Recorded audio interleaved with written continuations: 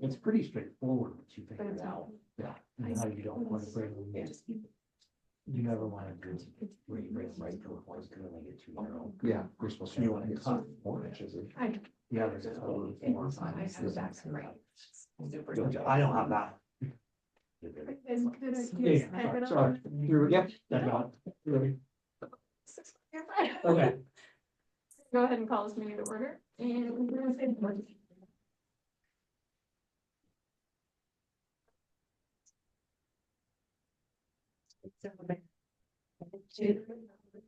It stands, the nation under God and indivisible, liberty and justice for all.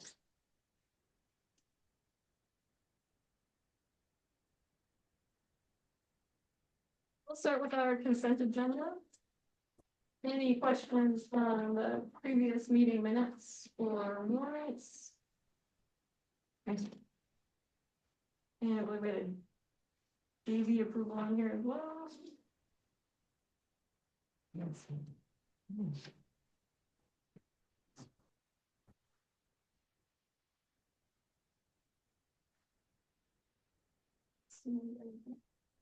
Any questions from the board? No. Can I get a motion to accept the consent agenda? I'll make a motion. I will second it. All in favor? Aye. Any opposed? Okay, moving on. Guest comments. Do you possibly want to read that for me tonight? It should be going. Members of the public are encouraged to comment during this time regarding items not listed on the agenda. The chair will seek public comments on agenda items as they occur. By law, the board cannot take action on matters discussed during the public comment portion of the meeting, but may include a matter raised during this time on a future agenda. The board would like to remind everyone to avoid commenting on private personal matters, private student matters, and pending legal matters. Do we have any guest comments? So we had our school spelling bee today, and so our 2 representatives are from the 8th grade class this year.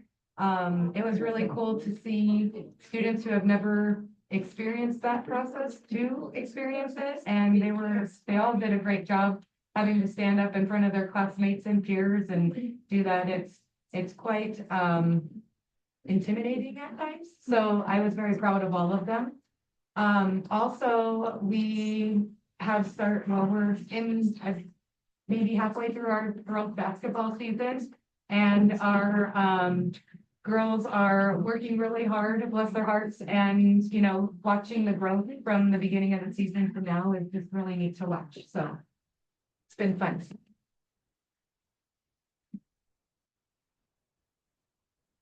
Any other guest comments?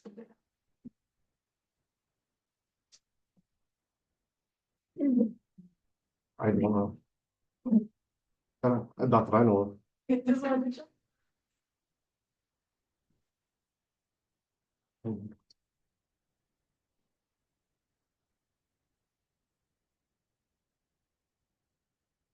We're actually going to be moving on to our first agenda item. It is a discussion of findings and conclusion regarding a formal complaint.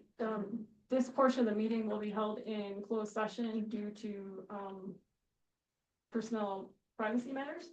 So we will ask everyone that is not involved specifically in this complaint to leave the room, and then we will reopen the meeting after we've had a discussion.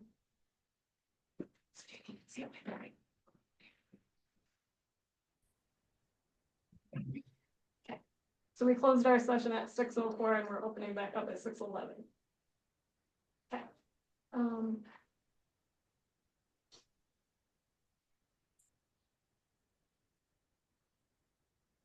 Did we have any comments from the public regarding our after-school program? Or I just wasn't sure if you wanted the opportunity to speak during the board meeting at all? It's not about the after It's school not an program. after school We program. had other concern. Okay, Is this in regards to like the date, like the after school care? yeah. I just have a positive comment on that regard. These two are absolutely fantastic. Yes. I have nothing but good things to say about these two, so just wanted to commend them in public and let them know that they've done an amazing job with our son Rook here, and they've made sure that not only is he after school doing the things that he needs to, but he's learning, he's bringing back other things, almost like a classroom kind of setting, so nothing but good things to say about them. I agree. 100%. They're amazing. Everything. Dustin.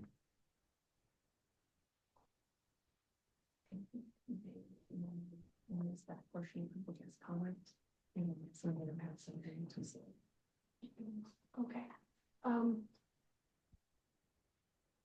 Did you want to speak specifically about an agenda item, or were you here for the guest section? Guest comment section. Okay, that, we had closed that, I'm sorry, so that's what we had asked when you walked in, if you wanted to, if you had any guest comments. I guess we didn't hear, because we were trying to figure out what was said when we were signing in, Okay, and we were trying to find where you guys were located at, okay. so. We reopen guest comments. Reopen guest comments. An attorney right there. Hey, Tony. Yes, Can I reopen guest comments? what, say that again? We open the guest comment portion of our meeting, like the general guest comments, Oh, can you receive more? Is that what you're asking? about a non-agenda item. Yeah. If, so, are there people here that missed the first time? Yeah, Is we that- had some members of the public come just a couple minutes late, and I think they were signing in and there was some confusion about the guest. Oh, okay. Yeah, you can reopen that Okay. and hear their commentary. Okay, Or- so we're gonna reopen our guest comment section. Sorry, this was weird. We're just going to read our normal guest comment statement that we read at every single board meeting, even if no one's here. So we're just gonna do that, and then we'll open it up for guest comments. We just do please need you to say your first and last name. Members of the public are encouraged to comment during this time regarding items not listed on the agenda. The chair will seek public comments on agenda items as they occur. By law, the board cannot take action on matters discussed during the public comment portion of the meeting, but may include a matter raised during this time on a future agenda. The board would like to remind everyone to avoid commenting on private personnel matters, private student matters, and pending legal matters. Thank you. Any guest comments? Yes, please. All right, I'll start, spoken to a lot of the other parents in the kindergarten class, and they're all concerned, well, it's not all, I don't know about all of them. The ones I've spoken to are concerned about, like, Please. oh, my name's Dan Nelson. Thank you. And they're all concerned about the policy of the kids going out in 10-degree weather. It's now 10-degree, it was a 0-degree policy. And they want, or I would like to see it go to a 20-degree policy. And I'm concerned about the kids going out, and even though it might not seem cold to us as an adult, their little bodies, if they get wet, sweating and stuff like that, can get very cold and possibly even hypothermic, and then go back into class and be cold the rest of the day. I know I've picked him up and he says, "Can we just go? I'm cold." And then another thing is I'd like to speak of is the 30-minute lunch. Doesn't seem like enough time for the kids to eat. He's coming home with 2 bites of his sandwich taken, and just doesn't feel like he has enough time to eat. And I've heard that from other parents as well. I think that's what I have to speak on. Thank you. Dustin Hartone, I'm gonna build off what he's saying. Definitely feel the exact same way when it comes to lunch, and also I'll address the first one, which is the cold. I also agree that it should be a 20-degree policy just for the kindergartners. I'm not saying that has to be policy for the whole school, but I do believe that with them being at 4, 5, 6, whatever age group, that even myself, I do construction and I'm my own company, and I don't have my workers out in 15, 10-degree weather, especially with wind chill and things like that, that we really can't. You know, that's more of a temperature thing for your skin, so it's a basis on each person, but if we had a standard that was set, that could be a policy just for that, then that would also alleviate a lot of parents and feeling like, okay, during the time period that we give the responsibility to you guys when we are at work, we can feel that little bit of sense of security and knowing that when that temperature comes, we don't have to sit and worry about, my kid's coming home saying that he's cold and he gets in school, wet clothes, same kind of, same kind of issues. So the biggest thing with the temperature thing is, if I don't feel comfortable being out in it and then I'm not present and I can't, we live at 4,400 feet. We live in the mountains. He's a mountain kid. We go out and do stuff. It's not about whether he can't handle it or can. It's just, I'm not here to watch over him and navigate that kind of stuff. So I would just like that policy to maybe be in place or be talked about maybe and discussed, just for kindergartners in that kind of a sense. I understand older kids, hey, we already run around t-shirts and stuff in 6th grade. That's by all means. But for him, that's a big thing. He's been sick quite a bit. I know this flu season and all the kindergartens around the whole valley are going through it. But if there's something that we can maybe do to alleviate maybe the possibility of getting sick and then passing it amongst kindergartners. I know that talking to the other parents and a few others that aren't here that wanted me to express what they had felt, that their kids being out a month.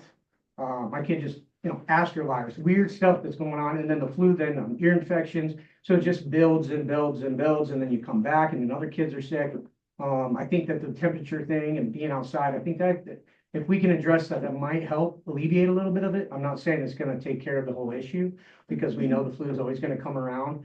But I just feel that if it's so aware in a lot of parents, especially the ones that are here, that's like our main concern, the ones that showed up, that it must be a pattern within the parents to see that this is an issue that, us who work have to come and get our kids because they're sick due to the elements and things like that. So it has nothing to do with anything with the school. We love the school. It's just something I think maybe we can talk about, address, and you guys can maybe bring that up. And then I would also like to know maybe on the page, what is the actual policy is set in place now, as well as what are the other school districts' policy in the valley? Because I know there's been some confusion amongst parents and we've talked, and there's been 0 degree, 10 degree, 20, and things like that. So just to clarify, make it aware to the parents, I think would be a huge movement in itself right off the bat. And that would maybe just push us in the right direction. And then when it comes to the lunchtime, I have to also agree that, he's here to learn, but also at the same time, kindergarten, it's also a time to develop skills, communicate, things like that. And at lunchtime, he comes home and he tells he really enjoys that period of time. But what I'm noticing is when my wife makes the food and then comes home and there's only half a sandwich eaten, and I know my son at 80 pounds in kindergarten at 4 foot, he can eat a pizza like he was saying. His kid comes home and eats, and my kid's always starving when he comes home. I go, man, what did you make? And she goes, I made him 2 sandwiches, I made him chips, and it's like, well, why wasn't this eaten? And he tells us, well, I didn't have time, or he feels like I couldn't get a drink because I didn't have time to get a drink and then also sit back down. So, I'm not saying making an hour, things like that. I don't even get an hour, but maybe like a 45-minute, an extra 15 minutes. That gives parents also the chance to show up, feel like they can actually have a moment with their kids, let them do their thing, and then make sure that they're, getting their food and their nutrition through the day. That's all I had to say about that. And I'm just building off of that and what other parents have relayed to me that couldn't make it. So. Thank you. I'd also like to speak. So I'm Dylan's mom, Amy Nelson. My husband's Dan Nelson. First, I just want to say, I think this school does a phenomenal job. I mean, you're amazing, Mrs. Jenks, everybody. We're so happy him being in kindergarten, kind of a mama bear, and he is so happy here. It's just an amazing place. It's awesome. I want to say that first and foremost. With the coldness, that is something that I've been concerned about because, I get a day off, so I get to come and I get to sit down with him at lunch and I get to go outside while he plays and get on our neighbor buddy who's in kindergarten who doesn't wear his coat, to put it on and all that. But, it does get pretty chilly for them. And there's a reason, like being a nurse for over 25 years, getting on 28 now. I did peds first, now I'm a GI nurse. And, the kids, they don't have the regulators like we do. Like an adult, your thermostat in your body is more established. When you're younger, that's why a small child, they get a higher fever than what we get. The doctors aren't as worried because their bodies can really fluctuate. Well, I think 0 is incredibly too cold. It's painful out there. It hurts me to walk out in 0 degrees and I have no health issues, you know? And for them to be out, I feel like what my husband said, let's see what the current policies are. Maybe we can shoot for more something like 20 degrees with considering like windshield well, I think over 10 would be much better. For them because they run out there and they're sweating and they're running around. My husband didn't speak, but he was also a firefighter, EMT, worked in the ER as well. So we're coming to that with, you know, we don't get too worried about a little sniffle here and there. That's life. But I think keeping them healthy and making sure their bodies are not getting so cold and then going into the classroom and going back out to recess and freezing. And for the eating, I do notice I go and sit down and have lunch and you notice like they're always sick for months, like there's like the forever cold and it's, you know, there's always gonna be viruses, there's always gonna be the flu, there's always gonna be things going around, that's just part of it.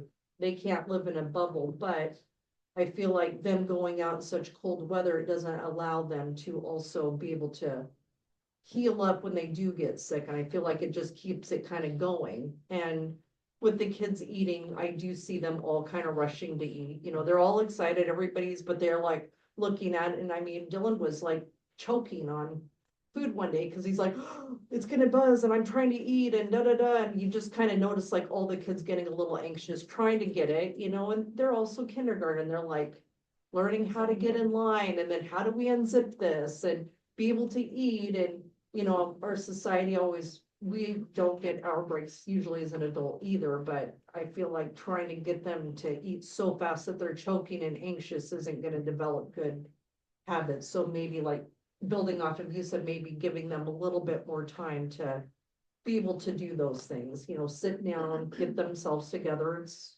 younger kids. I'm sure the first graders aren't, you know, pros at everything either. So just to consider that, you know, and think about maybe doing little adjustments to get better habits for them. So thank you for letting me speak. Thank you. I'm Katie Krukenberg, Peyton's mom, and I'm not gonna talk too much more just because I think we've kind of got it all down now, but I just wanted to be here and agree that I do think the temperature needs to be raised, along with the food coming in and sitting with her at lunch one time, and it was just felt like it was rushed the whole time, so, yeah. And then the only other comment I have is Miss Amy should get a raise because I swear when she's outside, I'm gonna do what she does.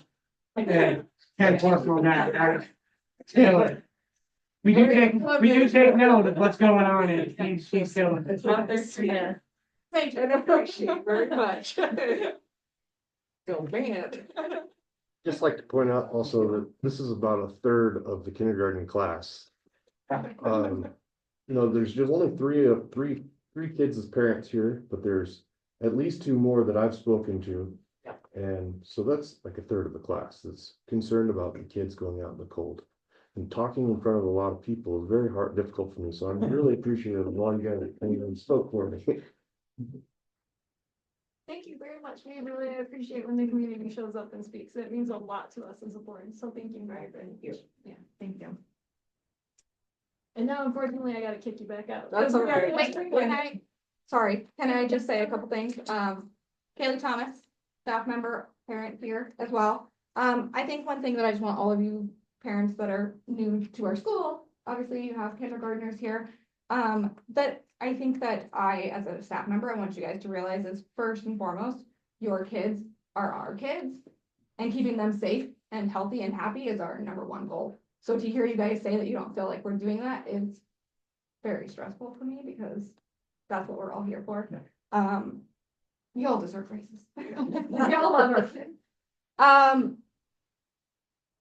In order to do the things that you guys are requesting to happen, we need our community support to pass bonds, to give us the space to take these kids for an indoor recess. We don't have access to our gym all day long because of lunch, because of our PE classes. So when you guys are saying that keeping your kids indoors to keep them healthy, they're in a crammed room with 30 kids having an indoor recess. That's not any better for them than being outside as far as I'm concerned. They're sitting this close to each other, playing a game, sharing toys, coughing, sneezing. That doesn't seem conducive to me. Obviously, if we had a space to take these kids, to let them run around, that would be ideal. But as a community, we have not been able to pass a bond in years. So we don't have those opportunities. I would also like you guys to know that when we do have a change of schedule, it affects every single staff member here. I haven't had a lunch in 2 weeks because of this schedule. That is something I give up willingly to make sure everybody else can do their jobs well.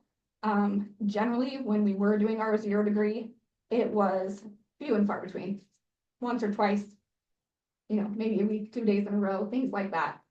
We're going on 10 days at this point, and it's a lot. It's stressful for us to change all of our schedules. I personally believe that if this is going to continue being an issue like this, then our schedules change and then we lose classroom support time, because I do deserve a break.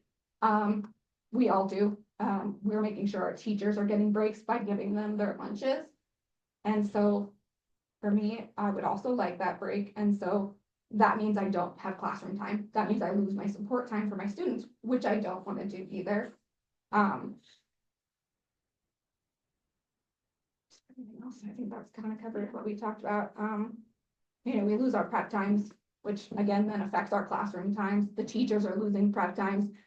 There's other staff members that have to get pulled in because there's more classes to cover. Yeah, we only have two paras at any given time that cover a recess. Which But is when 3 we're, classes. so it's just 3 classes. So when we're covering an indoor recess, that means pulling someone else from somewhere else.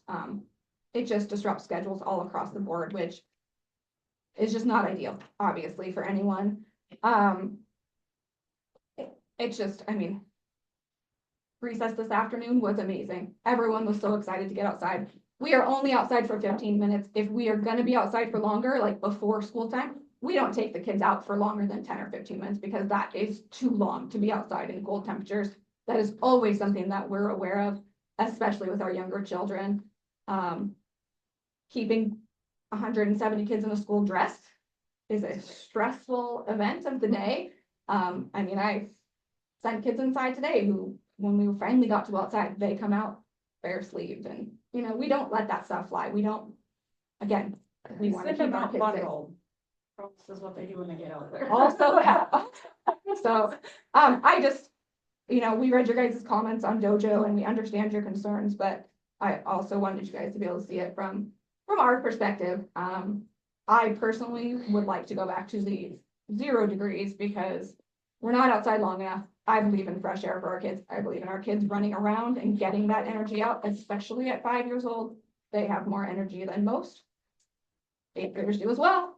I just think it's good for all the kids, and we never want to put kids in a dangerous situation. That's not what we're about. So. I appreciate your explanation, as also a teacher, and letting us know how you feel about that.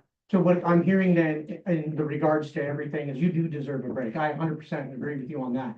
And I do believe that you should get that prep time and those things. So what I see then as a systematic approach is that there's an issue with the system itself in the school, and if that's the bonds and the things that you're talking about, and not having the adequate room and the space to do that exchange of that. Okay, it's cold, kids still need to go play, get out of the room. I completely understand it. So I just want you to know from a parent's perspective that it definitely, I understand and resonate what you're saying, and that then I as a parent then need to step up, and also then you just said these bonds, we need to make the change, because if the gym is not available and that's an issue, then that's a problem with the system. That's not a problem with the teachers or how you guys are going about it. It definitely has to be then how we go about making a change that actually makes an effect, instead of just, oh, we're just going to keep kind of floating this along while the teachers are super tired and they're not getting breaks. And like when you just said, like you haven't eaten and or you haven't had your lunches, like that's unacceptable to me, especially for a teacher who's teaching these kids and having to deal with the stuff they deal with all day long.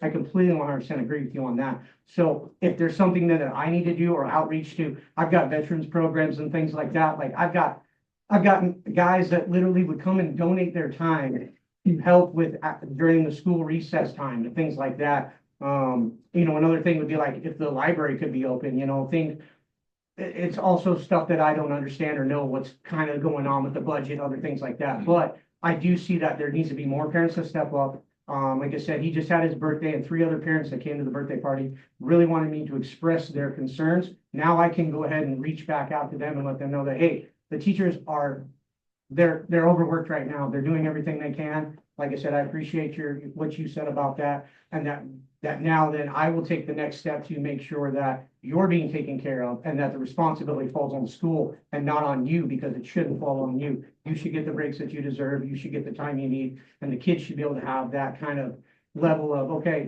hey, teacher needs her time. You're gonna either go outside or go to that facility. And if it's something to do with bonds and money and things like that, I'm more than willing to help out with that in those regards, nonprofit organizations, things like that, that could maybe make this happen. I mean, I was even bringing up the idea that if the school needs painted one day, because I've noticed some things, because I'm in construction, I would donate my time to paint the school, right? That's what I do as a painting company. So that would be no dime on the school. It would just be the cost of materials. So I see things that could take place that wouldn't have to cost the school anything. It just needs the parents to show up and the parents to have the same responsibilities the teachers have.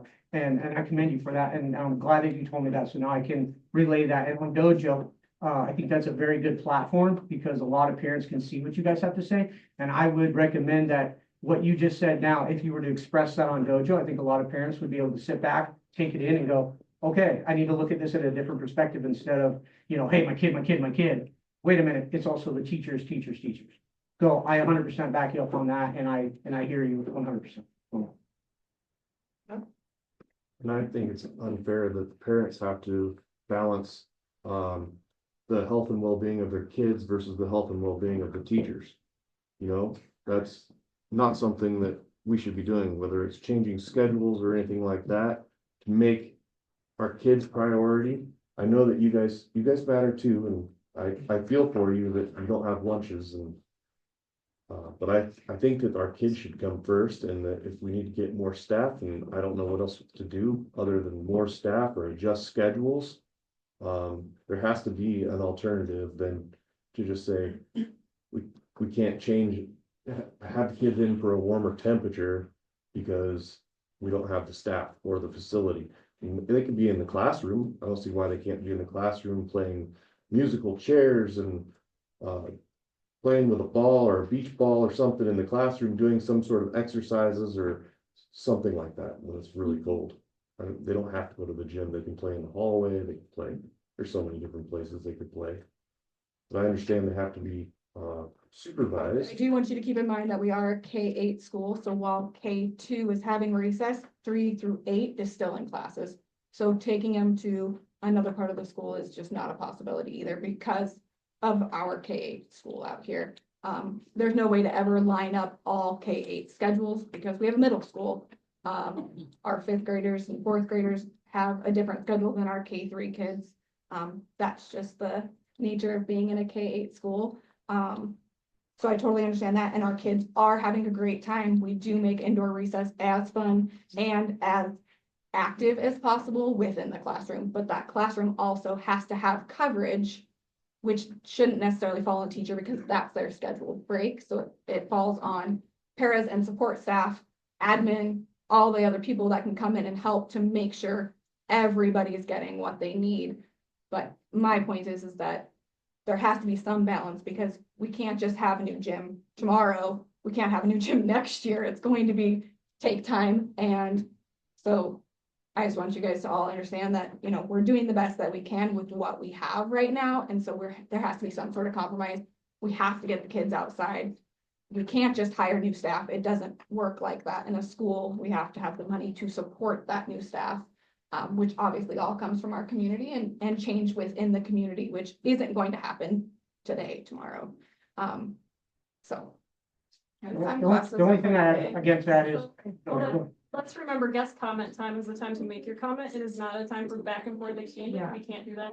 If anyone else has an additional comment, the board has heard that you're seeking for, I'll just say unique kindergarten guidelines. I think that's a good umbrella right now to cover that. Do we have any comments other than, The only other comment I have, again, Dustin Artong, is, then as a parent, I'm asking you guys, what would be the next meeting or next agenda of talks to where we could have that? So that way I'm aware of, like she was saying, that there's no budget and things like that. I would like to know and understand that a little bit more because with her expressing, and also the school expressing that it's not gonna happen today or tomorrow or next year, that's unacceptable. I think it could happen in 6 months or 4 months. If you have the right people in with the right organizations, things can move pretty quickly. I mean, a whole barn building can go pretty quick in a matter of nonprofits and things like that. So I'm asking you guys, and not directed at anybody else, is what would be the next meeting then that could have maybe that conversation more of an open, maybe something that we could put on Dojo and then have more parents actually be able to come and give them that time. And Sure, so that can be discussed, but the board cannot, we can't have a back and forth exchange right now. Okay. So that would, I will just say, listen for Dr. Marshall, she'll guide that. that's the answer. Thank you. So if there's no more comments, we are gonna keep rolling and we're gonna close this meeting back up. Thank you. Oh, Thank you. Thanks. Right.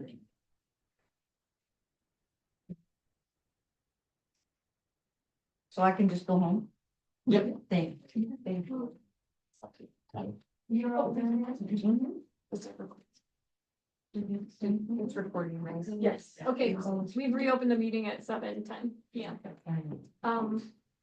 And we're gonna.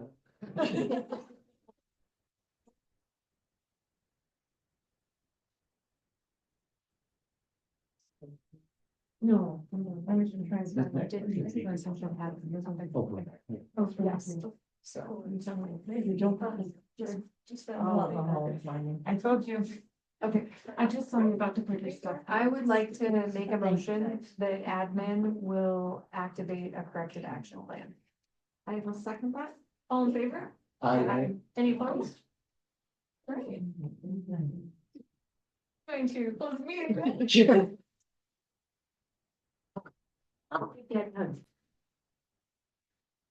We are reopening the meeting at 7:20. Oh, I will make the motion to put in place a corrective action plan. I'll second. All in favor? Aye. Any opposed? All right, let's go. Where's 5 minutes? Still looking for it. I know, it's like. We're gonna close the meeting one more time. You just wanted us to get our status. The public needs to be involved. Absolutely. Every time you all. Got it. Got it. I'll come get Closing the meeting at 7:20.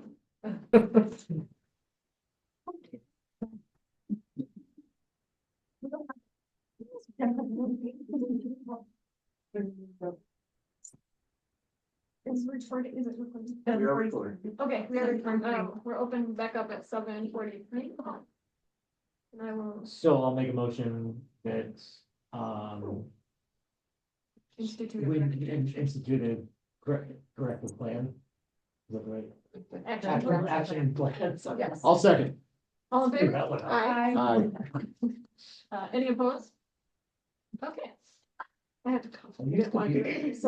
I used to be really good at that. You wanna exit our meeting now? Lost the touch. It's like, I kinda like it here. I don't know you. Tony, Oh, sorry, what? okay, do you wanna exit our meeting now? Sure, if you're done with me, We're done with all that. I'll go find something else to do. Thank you for being here. Thank you. So, I mean, one final note, a letter does have to be generated to go to the complaining party, I forget her name. Yep. Yes. Informing her of, and we can help you write that unless Andrew's already done it, I'm not sure. But, He is not, but I'll be in touch with him for sure. okay, yeah, we can connect on that tomorrow and we can put together a letter for you to sign to send to her, and that'll be like the last checkbox to mark off on this, hopefully. Great. Okay, Thank you. Thanks, Tony. Yep. See you guys later. Tony used to be on speed dial. Okay, we are moving on to item B, our second item of the night, the title teacher contract. Amy Iverson. Thank you. So we received proof from the higher education that Amy has graduated. And is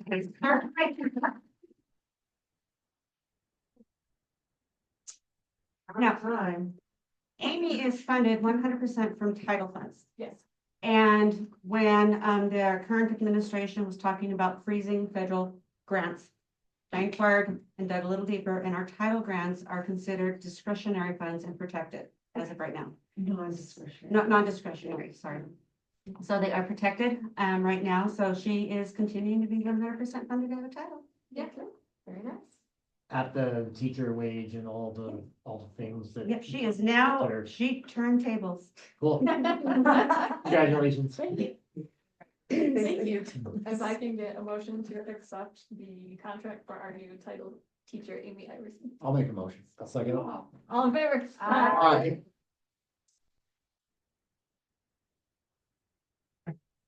All right, moving on to C. Look at us running. That's fast. Cross country coach / stipend. Okay, so.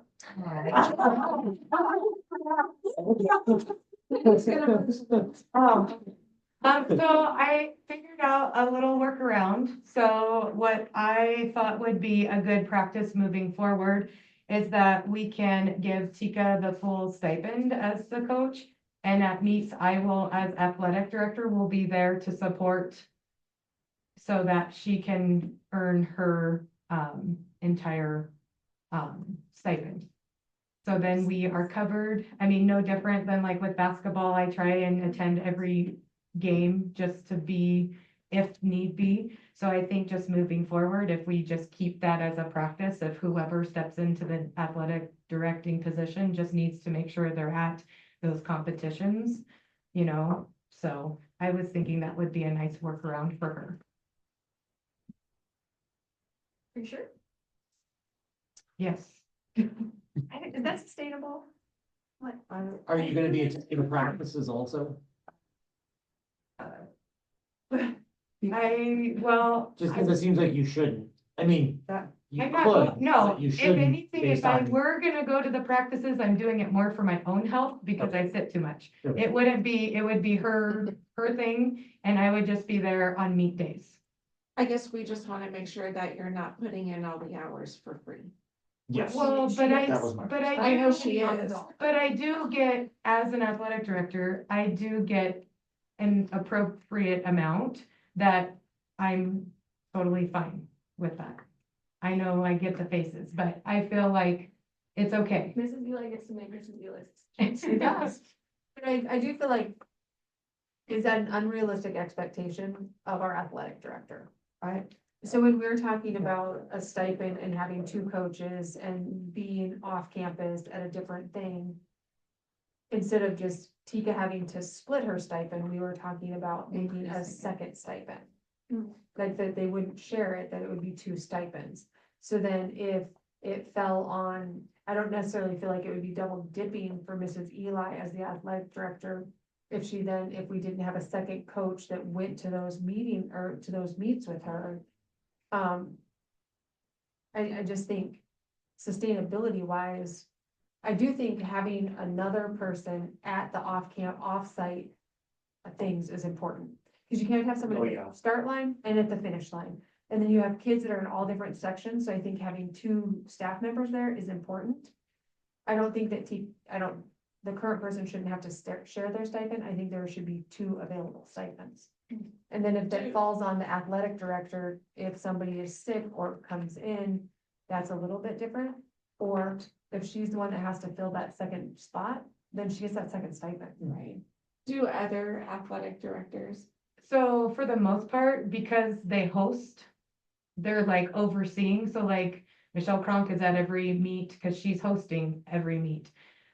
James that does the meets at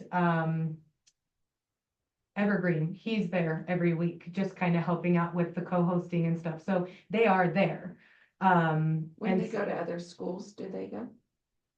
they don't travel because Oh, they don't travel they because host they them. are, you know, it's kind of a plus. I guess, a no travel since they are in charge of it.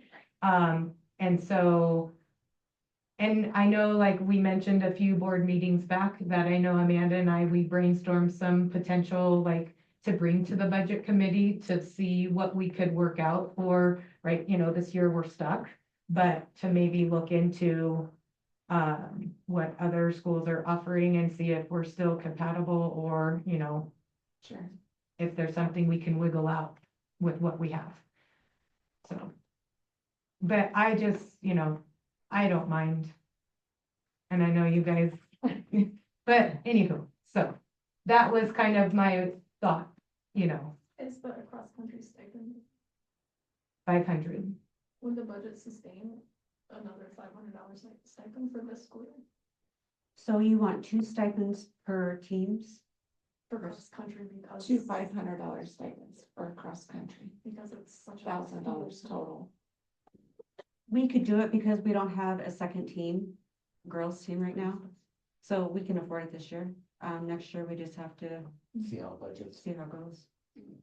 Well, and I do think from a cross-country standpoint, I mean, we typically pay for a coach for 5, 6, and then 7, 8 for all the other sports. Right. And this is And 5 that's kind of through, what it's we- still Well, the it's K, same. it's K through 8. Yeah, it's K through 8, so it's, I mean, really, 2 coaches there is less than what we do for any other sport. And Would it before, be- we've always expected 2 coaches to share 1 stipend rather than Yeah, that was Right. awesome. Yeah. another bad on us. Would it be appropriate, maybe, like, if we did have budgetary constraints, to have a coach and an assistant coach and have 2 different stipend levels? I'm just, Would there, I think both coaches, the responsibility is pretty shared at those. okay. See, the mayor still willing and interested to go to practice. Yeah, everybody's kind of doing the Yeah, same. okay.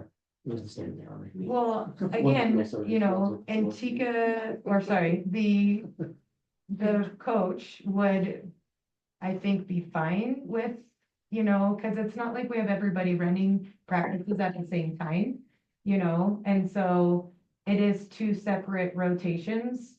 So, Okay. I mean, and typically we ask for parents to come and run with the kids anyways, just because you have your speed racers. That's why I bring my pedal bike, because I can't keep up with the kids. And so you have your speed racers and then you have the tail end to make sure we don't lose anybody, especially when we do the big loop around, so, and the big kids like that big loop to be able to kind of really feel like they're getting a good run in, so. What about a partial stipend for just going to the meets? Yeah, for like a If travel you're not partner doing- or your yeah. travel coach, because I do feel that having, you're right, at the school, we don't necessarily need the 2 coaches but you definitely need your second person when At the meets. right at the meets. So cross-country travel. Assistant, Stipend. I don't know, I'm just, And how many of those are there? There are 5 There's- of them? So, More than 2, even just roughly. so like 6, but the Okay. last week we travel 3 days because they break it up because, parking gets to be fun. Yeah, So they broke it up into 3 different locations that last week. So I think it was at least 6 meets. okay. because the breakup is different grade levels that are participating on different. Right, days. because on the Yeah. final meet, we usually run 2 heats per grade level. So it does, so they've chunked it up a little bit nicer to ease. If we could go back to Rebecca Farm, that would be nice, because then we could do it all in one place, but, so. I do feel like there needs to be some compensation. $300 travel stipend or something, or the bare minimum. Yeah, but the stipend, or 6 meets, $50 a meet. And I can get you mileage, because I have that all written down somewhere, and it might be in this fabulous notebook, but, if you want specific mileage to meets, I have calculated all that. For the upcoming budget. So you could call it a cross-country 8 athletic director off-site stipend.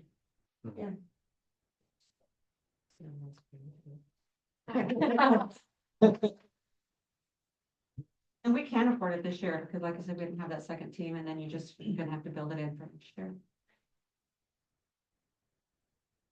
AD, what's an appropriate amount to do so that we're not disincentivized? Oh, you're gonna put me on the spot right now? No, because you have the coach that's there for all the practices. So you don't wanna make it so we're coaching there for all the practices. We're not getting that. Totally. It's James. So like a half, with half. When does cross country start? So it usually starts late March, like maybe the week before, spring break. So in our March meeting, could you come back to us with a number for, either a number for an assistant or a travel partner, or hey, this person Sure. needs to be there with every training and every travel? Absolutely. Yeah, kind of what the requirements would be, and then it wouldn't necessarily fall on you, but you would be, you could also do that job if need be. But then you would be compensated for it, because that is above and beyond what we would ask of any other employee to do, Yeah, I feel like. and if it makes more sense just to have a second coach. Yeah. And we have the money, and you wanna hire somebody to be the second coach, do that. And then you're off the hook completely. And Okay, you could go to them if you wanna go to them here or there, but it's Sure. totally your own discretion. right, okay. Come back to us with whatever plan makes the most sense. But for this action item, we really don't have a coach for cross-country right now, so we could at least, Except Hire hire Tika. and then next month we can just approve whatever the board says, yeah. I'll make a motion. There is no contract, because I didn't know who was gonna be coaching, Okay. so I can get that ready this week for you. Okay, so if I could get a motion to hire Tika Counts as our cross-country coach and table the stipend, can I do that? Yes. Or hire her with a full. Yeah, Yeah, Hire we're- her with a full stipend, but we're gonna, Do we'll it. bring another one as a separate item. Yeah. If someone wants to I do will that. I will second. I already made a motion Conrad. 15 I have minutes Conrad and Christina. perfect. All in favor? Aye. Okay, county election department conducting school elections, yes, please. So last month, we passed all the resolutions to have kind of school run the election. And 2 weeks ago, it's in your packet, the county election has decided to run state election. What? How'd this happen after, so much? You had total 100% turnover in the election. Oh. And so the new people that came in were listening to the schools more. Dustin, the clerk from Columbia Falls, really advocated and worked with the election department, said, you know, look, we are willing to help, anything you need, but you know the laws, you have the resources. All the issues. It's not cheap, but when you figure out what it costs us to mail 1,700 ballots with 3 different kinds of envelopes, Yeah. my time stuffing envelopes, 3 envelopes, Oh, it's- I can't advocate enough for it, to do it. So the election department put together a resolution for all the districts and said, okay, we're willing to do it, but here's what we're going to do, here's what you're going to do. Are you willing to do it? And I have not heard of one, district that's not going to do it. So, we will have to redo the resolution, our school resolution. And we would have to sign the memorandum with, the election department. And we would also have to resubmit, to the Secretary of State, the mail ballot election. And that's why we did it all early last month, because that gives you a month for any changes, because February is the deadline. Hmm. Now, the one caveat with the resolutions, even though the election department will be having their own judges and tallying the votes, the law still states that your local resolution still has to list 3 judges from your jurisdiction. What? Keep going. Independent. So individual judges, so I have typed up the letters, but I'm waiting to mail them until after tonight to, the judges saying, you know, thank you for your support, but the election department will continue to do this. Bylaws of right now, is it okay to still put your name on our local one? Just because that's what's required. So I'm just waiting for tonight, what you guys decide, so. So we don't pay them, we just list them. Correct. The judges are all volunteer. No, you pay the No. judges, We pay the but judges. we will not be paying the county for their judges. They're gonna send us one bill for the whole thing. But we're They'll- not paying the individuals. Yeah, we're to not paying the list them. individuals. And it's a little more expensive to go Yes. through the county, but it's a lot less work for us locally. And because they know the laws, I think. They know the Texas laws, legal, and too. Yeah, you know, if someone wants to contest an election, you know, they have the spots where voters can sit and watch, and I mean, it takes the gray area out of school elections. I think it's a great idea, because even with the bond, there was so much chitter chatter about us counting our own votes. and Yes. it- would have done. Apparently we better counted job. wrong. That's very good at that. You know, and I'll be totally honest with you, I'll still be the election administrator for the school, but I won't have to do all of the notices and make sure every check and make sure the deadlines are met, and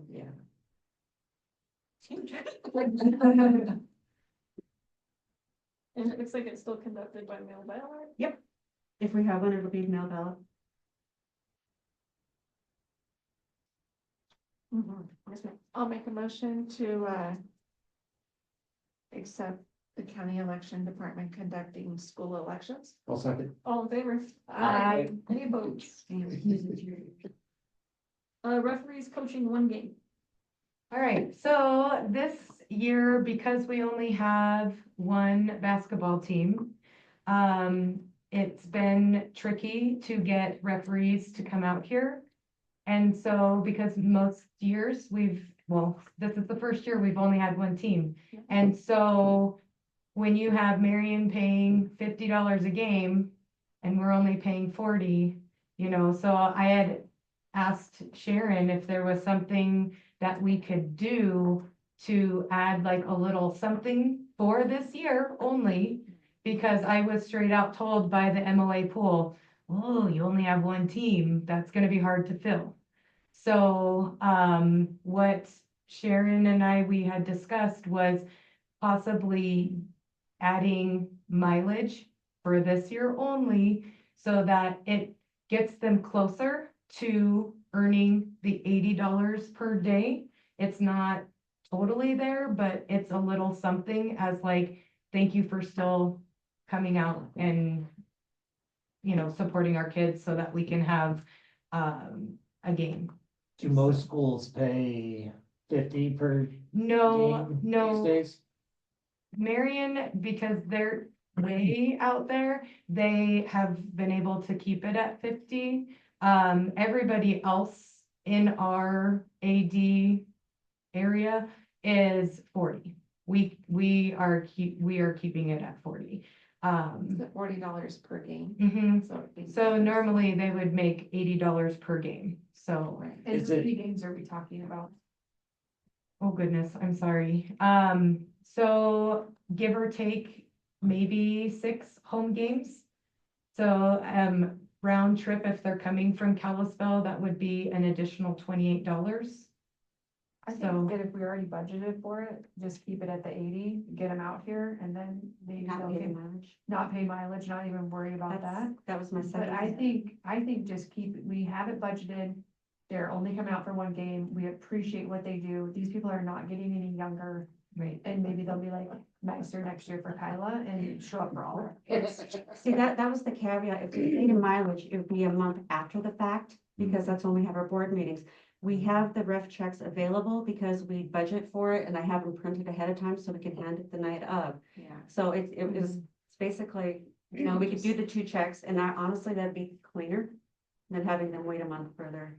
How long has it been since we've reviewed how much we pay in refs? We just increased it 2 years ago. Yeah, I remember. we talked And we're about it. consistent, so like volleyball, basketball is all $40. Okay. And so, and at our last AD meeting, we were like, well, at some point, we are gonna have to kind of put our feet in the sand a little bit with our budgets. We don't get a fabulous high school budget, so, but to be, competitive, Right. so. Are there many times where we have just one game? Is this a common? Like I said, I've been doing this for now 8 years that I've been here, and this is the first year that we've only been able to field one team. Okay. So, but I do see that maybe this could happen again next year as well. I'm hoping not. But I was thinking we could even change our policy where we say 60 for one and 90 for two.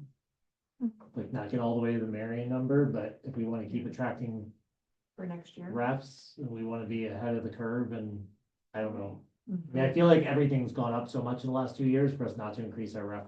Right. And they travel out, they're not making Right. anything. Yeah. I don't know, if we can do that, I don't know if that's reasonable, but would you mind repeating that number? But what if you had 2 different refs? 60 for 180. The second ref would get less than the first one though, wouldn't they? Wouldn't it be easier just to have it equal per game? we No, could, but if we because have the case where they just come out for one game. Get 60, the same ref 2, then they get 90. Yeah, she's thinking 2 different Like. So if we Oh, only right. had one team, right, so if Second we only had rep, one team, we'd give them 60, but if we had two teams, they would earn 90 for both. Yeah, I was thinking that even 100 for both, but that's just because that's what Marion's paying right now, and Sure. psychologically, people don't think Marion and Kiowa are right, they're the same town. You guys can discuss that at the budget. We can Yeah. discuss it at the budget. Yeah, that made, yeah, For It's a good idea, today. for sure. I mean, 60 and 40 would be. 60 would get them out for one, Yeah. but if they're already here for one, Yep. they're still getting paid any higher than anywhere else they go. We rise up to the top of the list. I do think that for this year, though, we should just, we've already budgeted, pay them the full 80. So is that, was that a motion? Would I get a? I will make a motion. I'll second. Okay. All in favor? Aye. Any opposed? We just made a couple refs today. Yeah, if they're gonna get some checks They're in the gonna mail, Down your door now. you betcha. Ray's gonna be happy. Or if I Thank you, volunteer. guys. Yeah. Okay, next item is we need to establish a principal hiring committee. We have some applicants in already. How many complete? I think I have 4 complete. Four complete? Yes. So, time to get a hiring committee together. The committee would be responsible for start to finish of this process. Is the short of it, and Conrad can let you know how fun that is. It's not bad. It's not that bad. It's a So, lot of interviews, it's a lot of meetings and stuff like that, but it's. and trying to get community involvement and staff involvement. And so, I just sent out just an email to our staff, just in general, would you be willing to be on a committee? Those were kind of my responses back. I'm assuming people that didn't respond were kind of like, no, thank you. And I think in the past, didn't we do, Conrad, 2 board members and you can't overwhelm the applicant either. Like you can't have 7 staff members or 10 staff members, but we did something different this second go around where we had teachers had time with the Yeah. administrator. We opened it up to the public. And I think that that process went really well, but on the actual committee, Yep. I think in the past in the committee, we've had Sharon, the clerk, 2 or 3 board members, a middle school teacher. I think we tried it, I think it Like grade bands? grade bands, yeah, I think Yeah. we tried to have grade bands and then 2 staff. I mean, it ended up being pretty big. it was pretty big, but But it needs to be representative, unfortunately. But then you wanna keep an odd number too, because it may come down to a vote. Is there any problem with having 3 members, because we have to know it's a public meeting? Yeah, we need 2 board members. 2 board members only, Yeah. yeah. Do I have any board members that are interested in being on the principal hiring? It would depend for me if Oh, it's a day meeting or if I am We have, maxed out on taking time off. Sure. yeah. I was we gonna say, can- we've tried to do interviews all in one day, but full it 2 doesn't, days, it it doesn't seems. always work that way, despite our best efforts.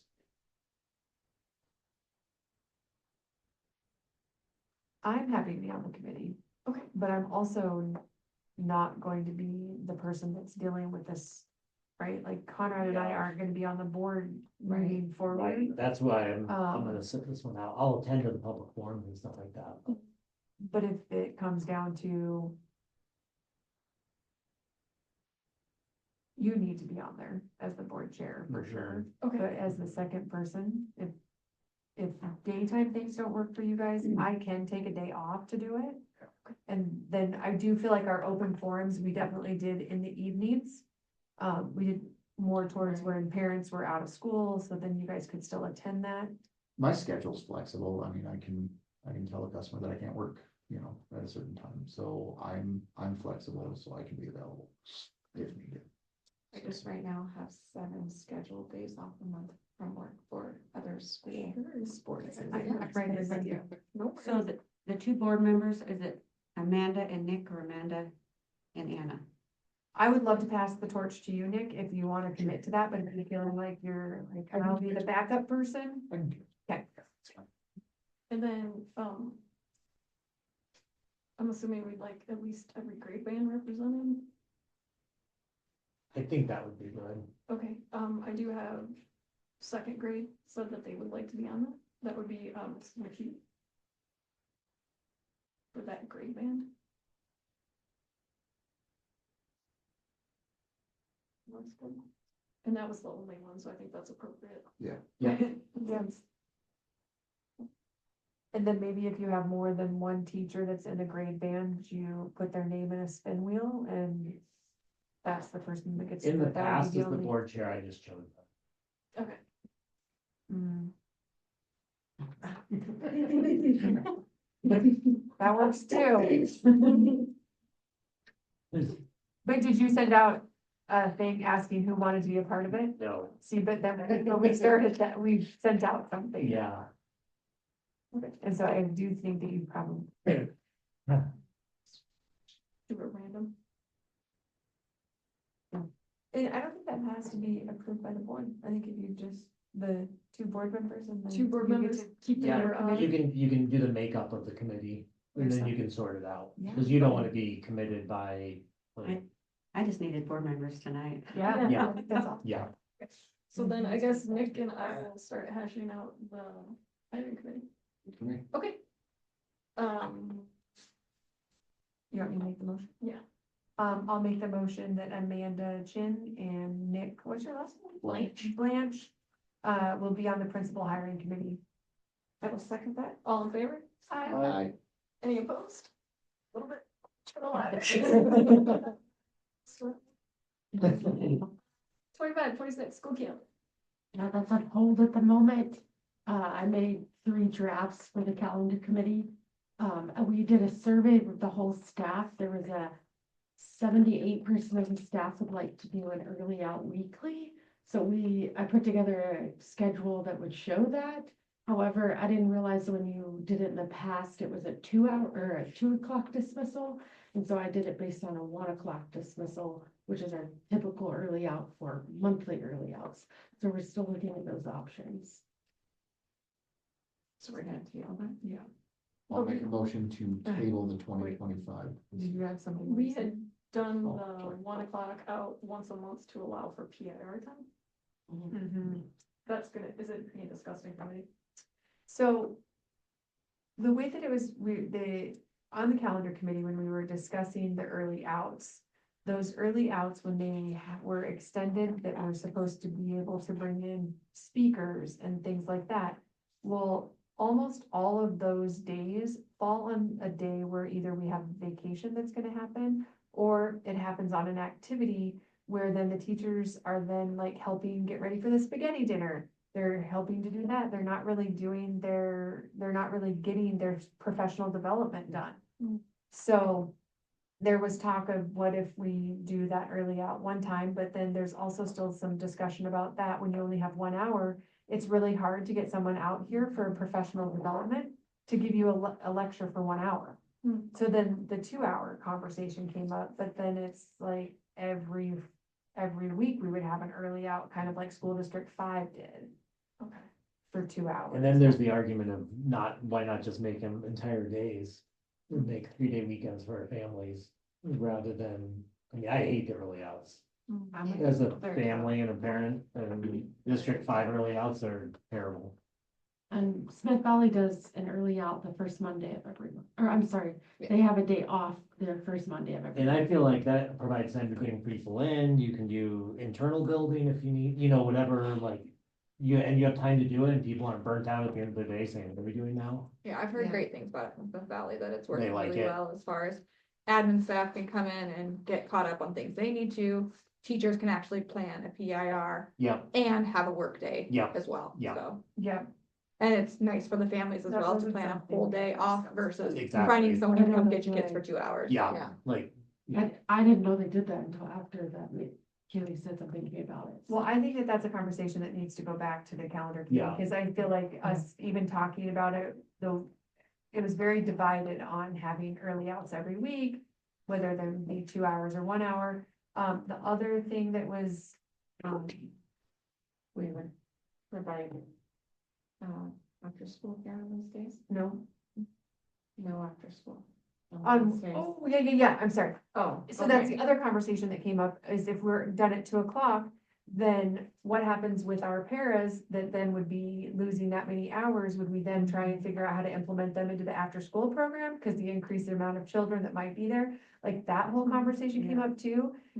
It opens up. I'd like to make it a whole day and obviously include parents and everybody, And the then whole school community. we're also, before we decided the early outs, we were gonna go into the second week in June, but then with our hours, we really could get out the first week of June. And so that kind of changed in the last little part, so that's why we need to table this. Okay. But I do think that the conversation needs to go back, with the option of taking a full day off a month for that, or however, if it's every 3 months, or do they do it every month? Yeah. The first Monday of every month. Yeah, I think that they increased their minutes per day by 10 minutes or something there. I believe there was an increase, so obviously all those numbers need to be looked at when you're That's a taking contractual one day thing. off a month. Yeah, I'd have to go negotiations. Okay, so if I could get, obviously it needs to go back to the committee. Yeah. If I can get a motion to table the school calendar, I will make a motion to table the 2025-2026 school calendar. I'll second. All in favor? Aye. Any opposed? On to our information items, follow-up discussion, out of district agreements, February through September. So, the out-of-district agreements have been mailed in February, as per our new policy, and they are trickling back. The first set of approvals will be, if I remember correctly, is in August. Mhm. And then, we'll see where our cost numbers are, and then the second one is by the second Tuesday of September. So they are out, and we have, right now, people can apply, and it is unreal paperwork. There's 3 pages that we go through, and so they turn it in, date, stamp, type, everything. Then I send them an acknowledgement that we have it, and then there's also a confirmation on when we will meet in August, and time right now is to be determined. So they've been notified, so Thank we're on a you. roll. Yeah, it seems like it's working, There's a Yeah. lot coming in. Yep. really. Really? Well, I was very strong and, said the law has changed, basically get it in or your kids don't come. Because without that form, they cannot attend. Yeah, that's the way every other district's playing. Yeah. But the date and time stamps are there. MHSA sports. I put this on the second page of my principal's report, so this was just that new ruling with MHSA regarding 8th graders playing, 9th grade sports at the same time that they're playing 8th grade sports. So that ruling did pass. You'll notice that when they sent me the new ruling, I highlighted and struck out the word not, because when they sent it, I said, why does it still say not? And it goes, oh, the wording just hasn't been updated. So, I didn't want to rewrite their policy, but I did want you to know that that not is not supposed to be there. So they are going to be allowed to do that. However, it has to be adopted by your high school district as well. Talking to the athletic director at Flathead, they do not anticipate adopting this policy at all. They said that they have enough players.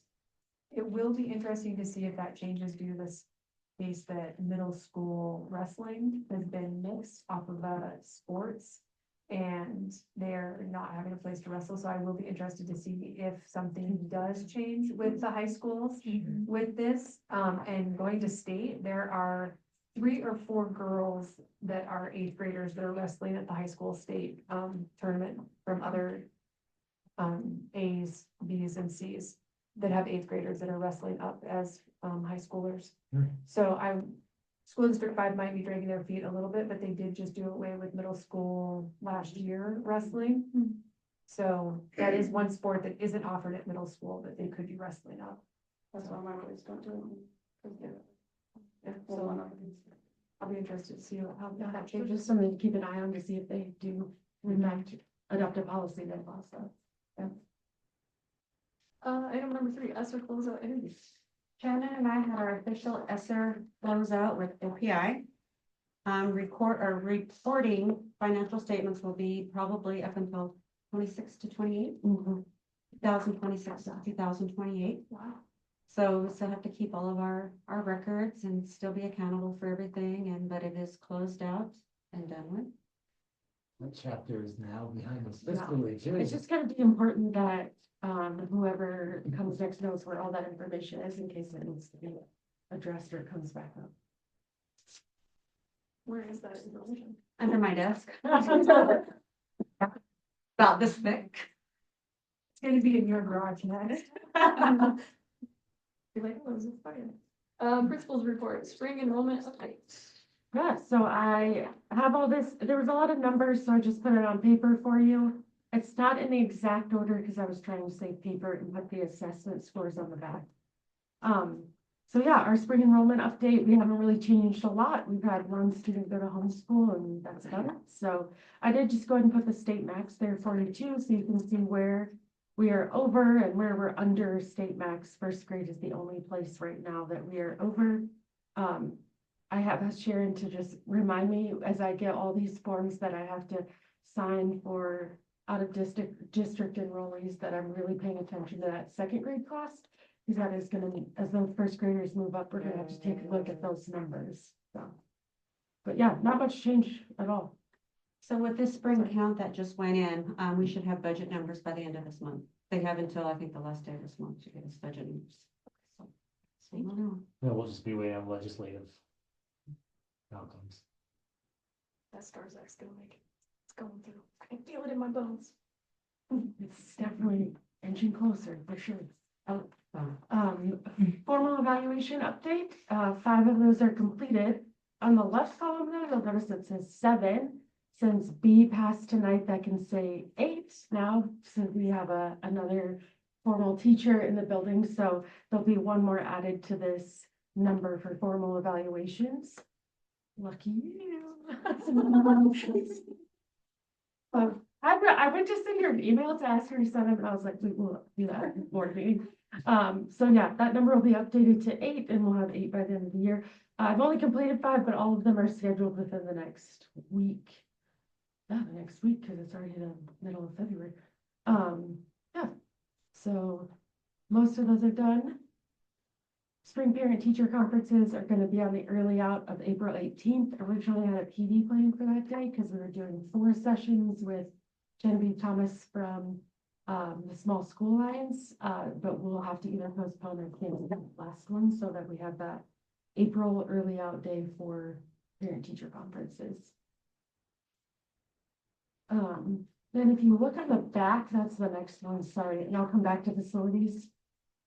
I just forget I needed the whole side of the paper for the winter assessment scores updates. So this is not mass testing. We don't have all the results back yet. We're still in the window for completing testing, so I don't want to give you some and not all. However, this is all of our Ames Web benchmark assessments. So what I put on here was just in the first column is just the grade level, and then the middle is all of the math scores, and it shows you how many students are showing growth from fall to winter and what percentage of the class that is. And then the last 2 columns are reading and what percentage of students are showing improvement in reading based on our Ames Web benchmark. There is a breakdown at the very bottom, just so you could see on-level math versus advanced. I just broke that one down a little more since we have 2 separate classes. So like our 7th grade on-level math, we have 92% of that class is showing improvement on our benchmark assessments, and then 75% of the advanced. So we are improving. I have started looking at mask, but like I said, we don't have all of those yet, so we can kind of compare better in the future. As you look at that, are there any specific questions, or is that clear? I tried to simplify it. I felt like my charts last time got a little out of control, so I tried to just simplify by grade level, but I can try to answer any questions you have too. The reading, Mhm. number of students showing growth, 6th, 7th, 8th, 29, 30%. Yeah. Is that like, how many are at that reading level? So that just means so we take a fall benchmark and a winter benchmark, and what I look at is their overall percentile score. 30% improved. So 30% of the 7th grade ELA, and then 29% of 8th grade ELA. Improved from their fall school. Improved from their fall, yeah. So 6 students in each class. I'd be curious to see if that's, I mean, the sample size is fairly small. So they could just be the group, but if that's indicative of what we're seeing around the valley, or, regionally, state, nationally. And But it's were they- also when kids get their phones. And were they already above grade levels? They stop reading. Cause it's not Uh, indicating if they were already above grade level and just stayed. Yeah, well, I have that breakdown. I can show you that too, where they were and where they are now. But yeah, I included everyone. Cause, right, this is just showing growth, but if you're in fifth grade, and you're already reading at a seventh grade level and you continue to stay at a seventh grade level, you're still above They're your. not showing growth. You're not showing growth, but you're still above your grade level. I can tell you how many are, I just wanna make sure I'm not missing that in the numbers, cause otherwise they look scary, right? Yeah.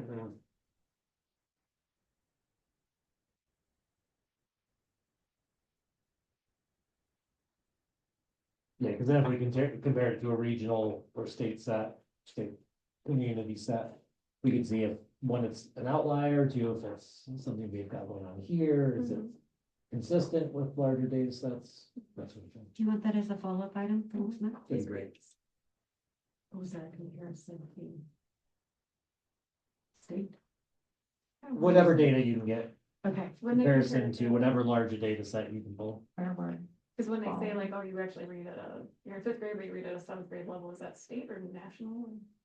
The norms, are they state or national? So the Ames Web's national. So I think a national comparison, like, so that we have something.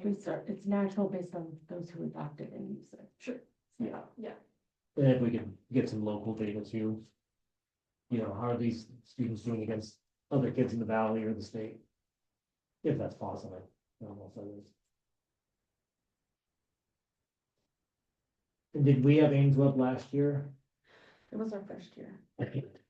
Last year was, Well, Yeah, so we and then can't year go back. prior to that, we had a chunk of Ames Web, but we didn't use Yeah, the benchmark. that's what I thought. That was stars. Cause then we could start to look, well, does Kyle consistently show these changes at certain grade levels? Or do we consistently see that students' reading improvement drops off at a particular time? We I can start have- asking more context-rich questions. with more Since data. I've been here, I've printed off compared to start. the classroom of our makeup, so I can give you the data from where the students were Oh. since I took over. Yep. To where they are now. I have all that Cool. data, how many we have, all of that. So I can. I think a I couple had that meetings on my ago, giant chart Yeah. last time.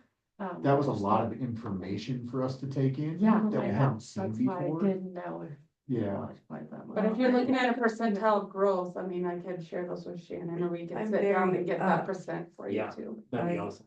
know that, I know Ames Web pretty well too. I mean, the breakdown on that is, usually you're going from fall to spring is what you look at overall. Yeah, And this, well, I know a couple of us actually, tested a little early because Right before Christmas. we didn't want to mess with cost. And so yeah. Oh. there's some, Yeah, so a lot of our younger grades tested after break into January, end of January, and they. But the mask holder was. and I normally would have done that too, but I was more concerned about math, even though I think Ames Web is a more, well, Comprehensive. Yeah. I just, Tool. because you can do it, you can see where, yes, it's Oh. just, well, they just put masks in place, they're still trying to figure it out. And when 3 or 4 of our gifted kids get the same problem wrong, it's not worded correctly. No. And, we're going to have to give that to the state, show them later. Maybe, a presentation by Amy with that information would be helpful. Our title teacher? Our title. Just, I know, you set yourself up, because you mentioned it, you're like, I have all this I information. feel like she volunteered it. Kind I mean, of. she's volunteering to do this. We just had this. Was fire. By Amy Atterson. I mean, competence is always punished. Rewarded. Never volunteered. Competence is always punished. Thanks, Amy, for. How long do I have? You have one left like there to follow up next month. Like a half hour or 15 minutes, like. Doesn't be long. It's already aired. It doesn't have to be crazy. Yeah, it doesn't have to be pretty. No, No. It will be. We're We're after data, not flourishes. But definitely data that's meaningful, because, again, I'm not so interested if, like, if your student didn't grow, but they're already reading 2 grade Right. levels above. That's fine. I'm They don't solid really with need that. to grow. Yeah. Because the That's cap great is levels of- 98 percentile, so you can't go any Like, higher. if you're already Right. at 85 and then you test it out at 85, I'm happy. And that's pretty typical when you get those students. Yeah. They, Exactly. So would you rather have a follow-up next month, or would you rather wait till we have those spring results so we can compare the fall to the spring, or do you want do both? I'd like both. And if, like, board members? Because I do think it, with us doing the new testing and having the growth, but then we would have an idea of where we're at before the growth. That's, And and it I might- have the windows and like when we actually tested too to help, because that has been the hard, it's like, hurry up, do Ames Web, because in a week you're gonna have to hurry up and start mass testing. Hurry up, and then we're also doing progress monitoring on top of that, which I do once a month. So it's like, all right, you got done with that, then mass testing, then the next week we're progress monitoring you. Yeah. You know, so there's, and I don't know if you guys want that data as well for progress monitoring or how many students are in that or not. But I will say from, my fall progress monitoring, and then I look at my winter scores and I adjust my progress monitoring there. I was able to take quite a few students off of the progress monitoring. So that did decrease, which was really exciting to see. So Yeah. that means they're getting up into that, and I stop them at grade level. There's a couple that we might keep going, but. So there was that, if that's all. That's great. Showcase your work. Yeah. This one? Facilities update. That's on the front. There was a minor flood in the janitor's closet down the hallway by Josh's room. It had to do with the washer and a clogged drain, and then also a drain that does not have, it They doesn't. took those tags off. It wasn't those that got stuck in the. No. And then there's a drain in the middle of the janitor's closet that's just there for aesthetics. It doesn't have the slope. So the water went all the way around it. So that was not super helpful, but, yeah. Let me get a grinder. Yeah. We had to have a door lock taken care of. A key broke off in the door. It was also just kind of frozen. So we did have that repaired recently. And then the only other thing I was gonna add was the reader board. There was if you're driving this way on Kyler Road, there was a blur in the top left corner of the coloring. So initially I was concerned that there was something wrong with the board. Then I noticed that there were icicles hanging off of it. And just the icicles were just blurring the light. So I talked to the electrician and I said, do I take the yardstick and knock them down, or am I gonna break something? He said to leave it alone. So there is an internal heater that's causing some of starts to, Electronics just don't Yeah, work right when it's. but he also 20 said not volts to zero. use anything to knock it down because all of the pixels are made of glass. So to just leave it. So that's what we're doing. In the future, there might be a desire for more, something like Smith Valley has with a little angle over it so that the snow and ice isn't going directly on top. We just have someone volunteer that they would do. Yeah, if we do, hold on. I'm telling you, that's on my agenda. Okay. I want that thing. No, I think that, painted. but I think gentleman. with that gentleman that wanted some community involvement, that I think would be a fine candidate for the board. Would also probably have some community outreach and where him and his buddies would maybe, I think that we could utilize him. like a dance club. Yeah. Feels like Like a PTA for dads only. I was gonna say, that's extraordinary. Yeah. What if I don't identify as a slim? In my head. We're gonna talk about SE accounts. All right, so special education savings account, we just discovered this year. It's important because we have a student that qualifies. What it means is that a private school, homeschool, private school, if the child went to public schools the year prior, and a school got A and B for that child, and then that child is now in a private school, homeschool, that child is eligible out of the general fund for his or hers entitlement for special ed. Oh. So Kyla School just got hit with a bill, $527 a month until June.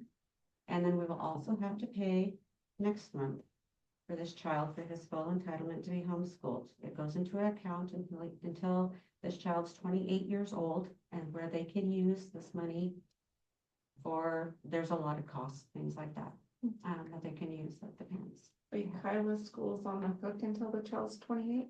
Whatever we pay while the child is K through 8 Yeah. goes into an Oh. account for them. And then they can access that, and then the high school will start paying for him after the fact. Gotcha. Until they're 28. The caveat with this one, and I argued with her a little bit, is Smith Valley actually got the A and B for this child because that child was enrolled there. This year, we're having to pay for them, and we did not receive the A and B, but we're still on the hook to pay it. This year, we got to count this child, and so we will get the A and B. The other problem I have, and I'm very vocal about it, is not one of our children get their full A and B handed straight to them. If you have 20 more children that have an IEP or special services that choose to be homeschooled, you are taking away over $5,000 from the grand formula of all of the children to go to specific children. And that is something you just need to be aware of. So that's why we needed to talk about it. And sounds like it's in line with that bill they're trying to push into. House Bill 320, it went to appropriations today, and then, it's supposed to be back on the House floor on Friday. For the third and final reading. Mhm. What if that student leaves our district before they're in 8th grade? Are we still, even though since we were their last school? So Sherry and I had some conflict with OPI this week, because they're requesting that we pay for the student when we didn't receive A and B. And I said that, like, wouldn't it be on the previous school district? They got the money, and they said no, because the law does not state that. So is this an in-district student that lives in our district? But has been. But has been going out of district? but And then now they they're- decided to be homeschooled, so that made them qualify. That's a mess. Who's verifying the student even lives in district? And it has to come out of the general fund, like we thought, can it come out of tuition? I mean, you know, it's a different school, and they said, no, it has to come out of your general fund, so next year budget for it. But we also don't know how many, like, how do we know we won't have 3 more do that? And we asked how we budget for those, and there isn't an answer for that right now. And that's only for kiddos that are being homeschooled that have a special education or, IEP. IEP. I think the part that seems a bit unfair to schools is that there are a lot of just policies in place and expectations for special education, where we have to prove what we're doing, prove that we're doing, making accommodations, doing all these different forms of providing for the student academically. And our goal is that eventually that student will age out, like, or prove themselves that they don't need that IEP anymore. Like, if we start them in kindergarten, then we hope that by the time they're going into high school, they don't need an IEP anymore. We've bridged the gap. But how do we know when a student goes to homeschool that they're putting all those extra Resources implementing those into- extra things? Yeah. There better be some But yet, documentation on it. we're still paying that parent to do that, so. And are you gonna work as hard as we try to do every day, when you know that then you lose that funding? Yeah, I don't know, that's just my 2 cents, but Well, and I this, think there needs to be some accountability on that. yeah, which I'm sure there probably is, right? Like, they just can't take that money and put it towards curriculum. They're Oh, gonna have well. to show proof that when they withdraw the $500, that's because they hired a special tutor that's accommodating the. There's an actual handbook that goes to the parents, Okay. packet, but it talks about what they're allowed to spend, what they're not allowed to spend, what curriculum they can use, but it's kind of loosey-goosey. It is a bit vague, and it was requested that we see what has been approved for previous purchases for this. And that the sort of thing that caused a lot of hoopla was that OPI approved circus camp for a student. And this funding went towards that student to attend circus camp. And because we were asking for proof for our taxpayers, like, where is this money going if we're not serving the student? And so, yeah, group of administrators asked for that information. What's the IEP process right now for a student to qualify for this money? Who certifies an IEP? Right, so we're still responsible for that. Yeah. So like if the student has already been in homeschool and then they're suddenly gonna try to push for the special education funding, they would have to come back to their home That's district what I to be wondered. fully evaluated. The question is like, we evaluate them in the classroom based on performance. And then there's How do you no, evaluate that yeah, situation? yeah, so there's not real clear guidance on how we would do that portion, like our school psychologist talks with the teacher, talks with the special education teacher, goes in the classroom. Right, yeah, the does- whole holistic it's like- assessment. So we don't know how all of those pieces, but it is the home school district's responsibility to provide those. Yeah. Yeah, But got it. I don't- Rough year. So, So we've tried all You these have other to, you have to tiers. do 2 6-week interventions and show that they did not show progress before you can even attempt to start a pre-referral. And then they also look at, and then they need 2 years of, they look at the last 2 years of data. And like They this need 2 years. assessment that these numbers are based on, we provide all of that information to the co-op for assessment. But we wouldn't have benchmark assessments for a kid who isn't attending school here. So. Interesting. It's kind of- Is how do you ever get them off of it if you don't reassess it? We would still, so the IEP would still have the same regulations, so an IEP has to be reassessed every 3 years. So the student would still come back, we'd reassess it, just wouldn't, yeah, we would still do the same reassessment. We just want to see the student progressing in our schools. I'll move to the trustee nomination update.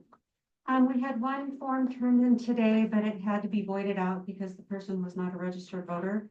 And that person was contacted and they're gonna rectify that as soon as possible and refill out the paperwork and turn it in. And that's where we're at. Meeting March 12th.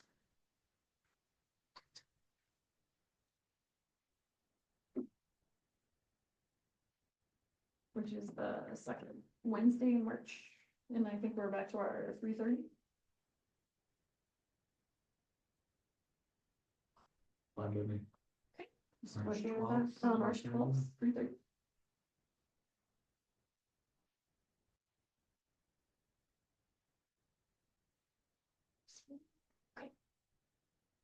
All right, I'll take a motion to adjourn. I have a motion to adjourn.